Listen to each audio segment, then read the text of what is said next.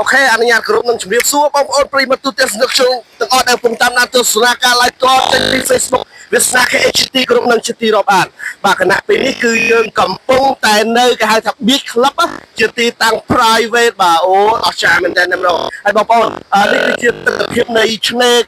កោះពស់ស្ពានកោះពស់ដែលកំពុងតែអណ្ដែតត្រសែកនៅនីទឹកដីនៃខេត្តបរសៃហនុហ្នឹងគឺមានតែ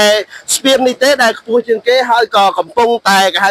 ថាបាននឹងបន្តទៅកាន់ឆ្នេរកោះពស់តែម្ដងហើយនេះគឺជាprivate villa នៅឆ្នេរកោះពស់បងប្អូនថ្ងៃនេះគឺជាថ្ងៃទី8ថ្ងៃទី8ខែ2ឆ្នាំ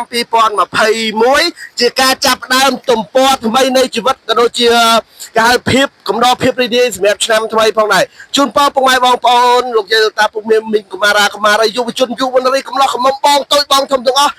ជួបប្រទះតែសេចក្តីសុខសេចក្តីចម្រើនជាពិសេសអូខេតនេអាចមកឆ្នេរកោះពស់បានមែននៅឆ្នេរកោះពស់ក៏មានឆ្នេរជាច្រើនគឺនៅក្នុងទឹកដីនៅបងប្អូនអាចមើលបានអូស្រីស្អាតបងប្អូនស្រីស្អាតស្អាត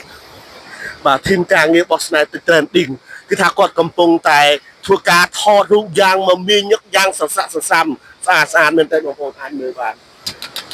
ហើយខាងនោះខាងនោះក៏មានដែរខាងនោះក៏មានច្រើនដូចគ្នាអញតាអស់ហើយអូខេបាយ